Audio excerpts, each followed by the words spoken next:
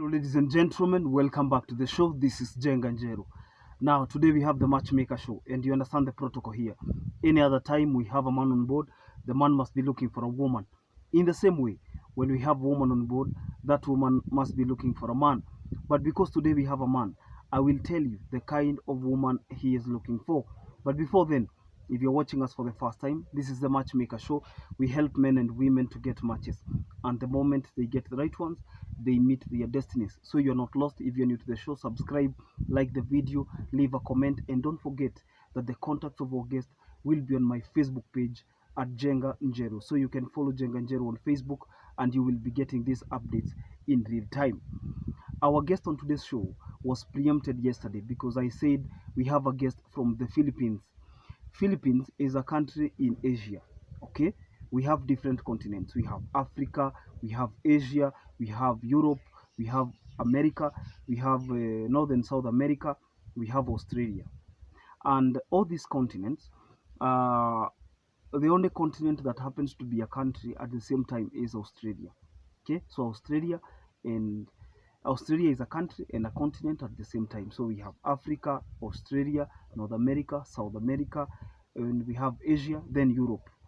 And most Asians are people like Chinese, Indians, Malaysians, Indonesians, Singaporeans, and name them, Philippines, people of the Philippines.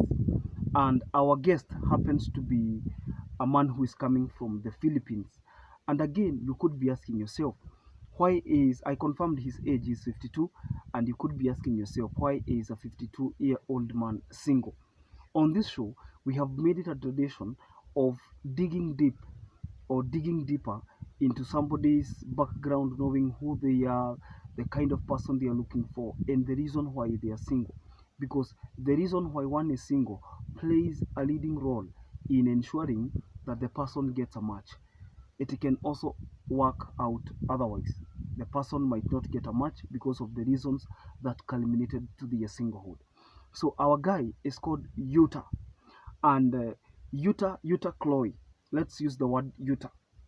Utah is a 52-year-old man, and he will be turning 53 January 29. So it is almost 53. So you can say 52, 53, same thing. And you could be asking yourself, why is a 53-year-old man single? Has he ever been married before, or what happened? And our guy on today's show is a very jovial man, funny in character, and a man who even has a TikTok account. And the people who will be able to interact with him will get to know his TikTok channel so that you can interact on social grounds. The reason I'm not mentioning his TikTok account here is because I am not trying to market him. Maybe somebody could think, Jenga, are you trying to market him or whatnot? No, he is here purely on matchmaking. After he gets a match, I can give you his TikTok account, and then anybody who wants to follow him, you can follow him. Yeah, anafanyanga videos za construction because he's a constructions engineer, and he was formerly working in Tatu City, and now he's in Konza City. I have a friend who happens to be an electricals expert. Ni mtu ya stima, mtu very professional. Hata kwangu yeye ndiye alinifanyia wiring ya stima na hizo mambo zote. Unaona, mtu anakufanyia kutoka nyumba ikipigwa vile nyumba inapigangwa slab, alafu mtu ana huyo mtu wa wiring anakuja na hizo piping na nini anakufanyia nini, maybe za stairs nini, a very good guy. Yeye ndiye alituconnect na Mr. Utah because he works at Konza City. He is a contractor. Yeye amepewa contract ya stima huko Konza City, anaitwa Kirago, my good friend, and he happens to connect me. He is the one who connected me with Mr. Utah. Mr. Utah is looking for a match, and the reasons why he is single are about to be explained on this show. Are you ready? Yes. Now, our guest on today's show is single because he is widowed.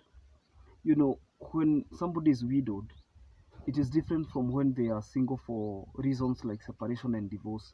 Because most people who have separated with their partners, most people who have divorced with their partners, can get an opportunity to go back, can get an opportunity to say sorry to one another, and even move on. Unfortunately, for people who are widowed, it is very difficult for them because they never even had a chance to say goodbye.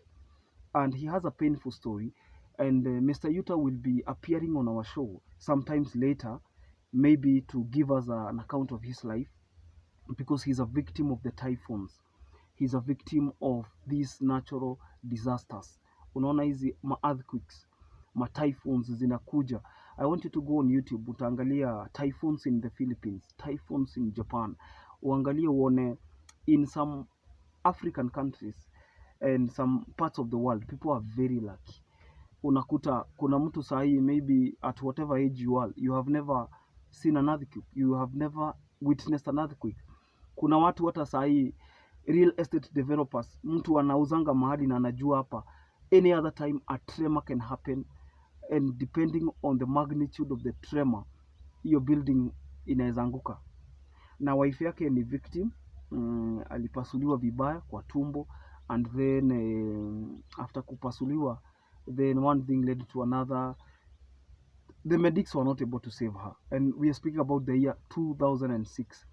And since then, it was a painful deal for him, and they did not even have a child or children together. And then he started looking for opportunities elsewhere. Have you ever heard of this phrase where people say once bitten, twice shy?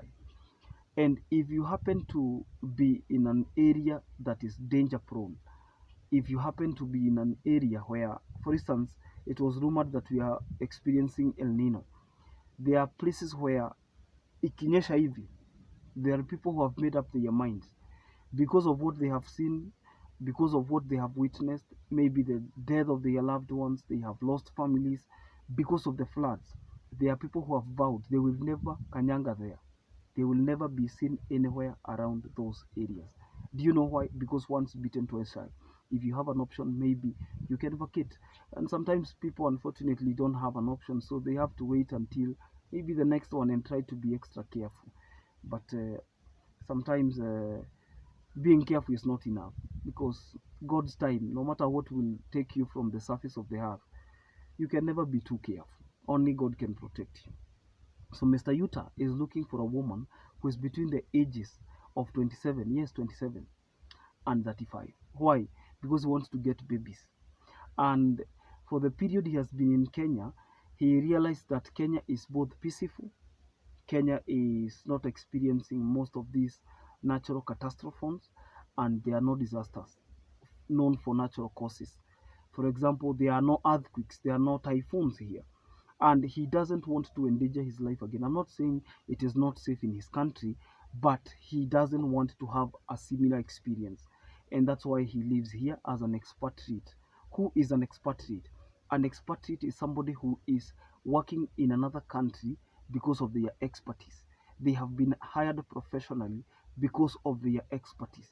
Their craft and mastery has earned them a position at the top, and that is why they have been found valuable in that country, and they work as a workforce, a think tank, because their work is good. You see people who build these roads, like the expressway, the superhighway, the Thika superhighway. Hao watu walijenga wa Chinese, hao ni expatriates. Sawa sawa, craft yao na mastery yao ndio iliwaleta hapa, na wakatengeneza kazi gani? Kazi gani? Kazi safi. Yeah, kazi gani? Kazi safi. Sasa bwana Yuta, I want to use most of the time nitumie Kiingereza because I want him to hear what I said about him. Yeah, because he will be watching. So if there's a woman between the ages of 27 and 35 who would be willing to get kids, and this woman should not be having kids, because he does not want a person who has kids because he doesn't have either. Okay? And he said that men don't get old. And he's aware of the African culture. He is aware that in Africa people pay dowry if you want to marry. He is aware that people want weddings, and he doesn't have a problem with that. So I will post his contacts on my Facebook page, and the next time I bring him on the show, probably I will be bringing him so that he can give us an account of his life. You know, sometimes when you have not gone through something, you would want to hear it from somebody else so that you can understand how different people from different parts of the world survive. Are we together? So we are wishing him well, and we hope that from our desk he will be able to get a good match. I hope you can wish him well in the comments section. Philippines is in Asia. This is an African Asian affair, and he loves the country. So if you come from Kenya, the better for you. So keep keep posting your comments in the section below, and let us know your thoughts in the comments section. Until next time, don't forget to subscribe to our YouTube channel. We said that every other time you watch a video, remember to be kind enough to leave a like. Una like to ni free, like, show appreciation. Okay, leave a comment if you can, for those of you who can.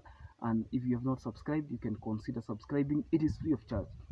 You can make this show one of the biggest matchmaking show in Eastern Central Sahara. Sawa sawa. We wish you well. If you are a single person looking for a match, we can only wish you well. God bless you. Bye bye. See you tomorrow.